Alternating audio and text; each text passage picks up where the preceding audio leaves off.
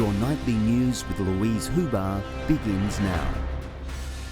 Good evening. Metro's woes have continued to spiral, with mechanics pulling the brakes on a pay offer they've labelled as underwhelming.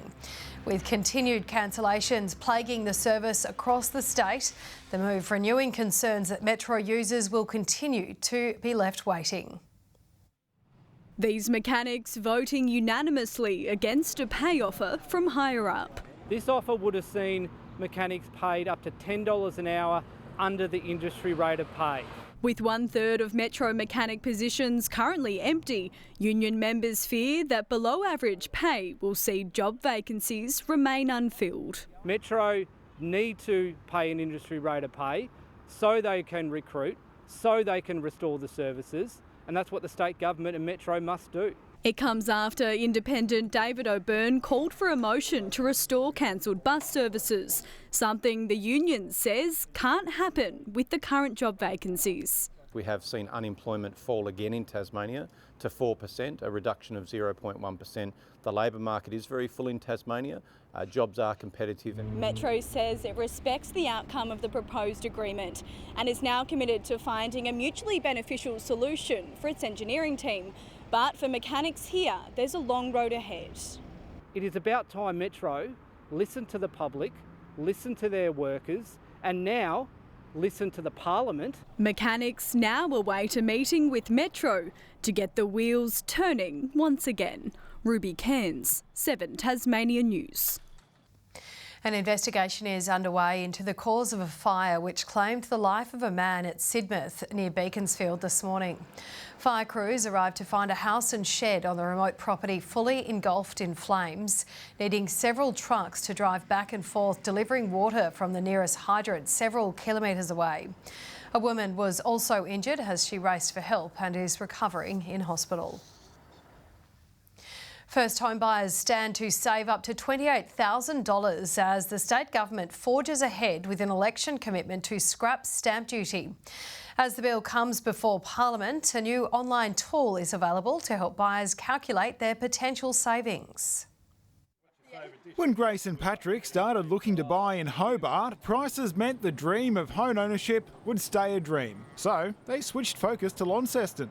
We came across this place and as soon as we walked in the door, I absolutely loved it. It's such a special home. The process made a little easier thanks to a state government promise to abolish stamp duty for first home buyers. We sort of weren't really thinking about officially buying a home for another month or two just because of, stamp duty was still quite high and it's a considerable amount of money. Because of our legislation, they'll pay no stamp duty and that'll be approximately valued at $18,000. That legislation brought before Parliament this week, backdating the incentive to all contracts signed before February 18.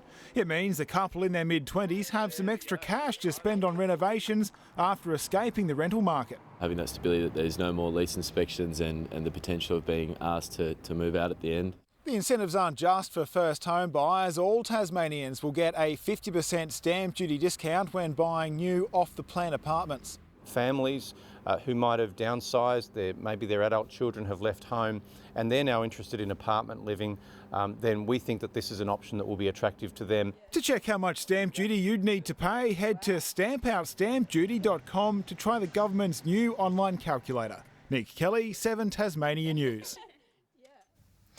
The gloves are off as State Treasurer Michael Ferguson ramps up his fight with Canberra over federal funding for Macquarie Point. Enlisting Peter Dutton's help after Federal Treasurer Jim Chalmers this week confirmed the $240 million investment will be factored into the state's share of GST revenue. Anthony Albanese and Jim Chalmers are talking crap.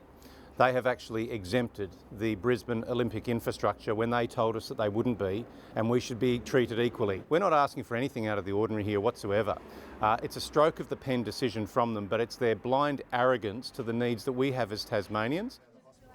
Speaking in Launceston earlier this week, Jim Chalmers said GST exemption is reserved for funding of Olympic venues. Hundreds have packed into Elwick Race Club, turning the space into a sea of colour for the Pink Cup race day. Attendees digging deep for breast cancer research, the annual event hoping to raise a new funding record. Over the last 15 years, we've raised over $400,000. Today we're We're on track. Our target is $34,000. Every dollar raised will be donated to the National Breast Cancer Foundation, with 9 Australian women losing their life to the disease every day. The popular Hobart Street was awash with bike riders this morning. The group of cyclists calling for more bike paths to be installed across the city. From electric to eccentric, more than 150 keen biking enthusiasts riding from the rivulet to the river. Riding out this morning, the bells are ringing, the kids are smiling, the parents are laughing. It's a great sense of community. The community event supporting the tactical trial of more separated cycle lanes along Collins Street, connecting South Hobart to the CBD. The proposal involves putting in concrete islands to separate the cycling from the parking or the moving traffic. A trial many parents believe would be a good idea. When they get too big for the back of my bike, I can safely put them on their own bike to ride into town. Yeah, it'd be awesome if we could have more bike lanes and get the kids about town more. The proposed bike lanes allowing riders of all abilities to feel out of harm's way on the road. We know with riding in Hobart, without protected infrastructure, a lot of riders don't feel safe or confident. The Hobart City Council will vote on the Collins Street proposal tomorrow night. Lily Thompson, 7 Tasmanian News. More than 2,500 keen runners took to Hobart streets this morning as part of Tasmania's largest fun run. The event partnering with a worthy cause, helping those affected by a debilitating disorder. On a crisp Tassie morning, those of all ages competing in the state's longest running fun run, making tracks from the city to the casino. Woohoo! Look at that jump! Training for the Gold Coast Marathon, it was Brad Clark who took the 12K trophy. Yeah, it's real good. Like, I'm really close to the people that run this event. The guys at the running edge always look after me, so it's always good to do their races. Many sporting the colour red, raising money for cystic fibrosis, a genetic condition Ambassador Lottie continues to fight every day, running alongside her best mates, donning a huge smile and a sense of pride. I was amazed that there were so many people walking. It makes me feel very special.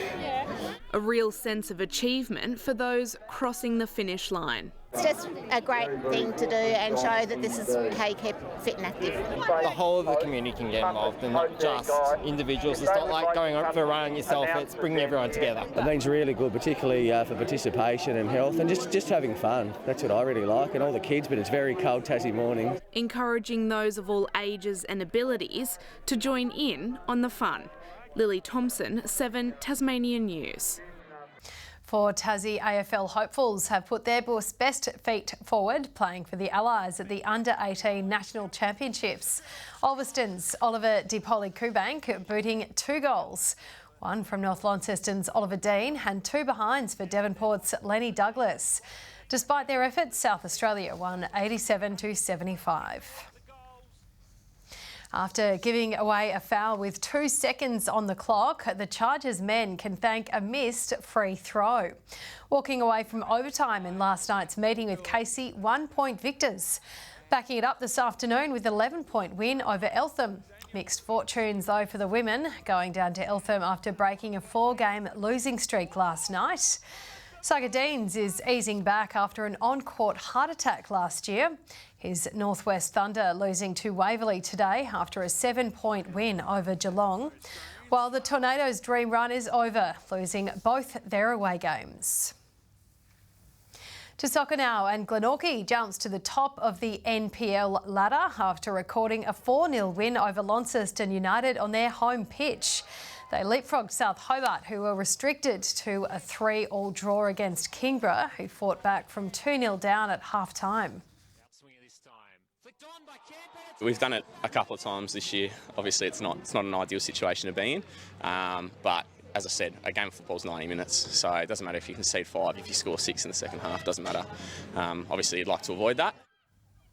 In the Women's Super League, top of the table Devonport couldn't be contained by Taroona.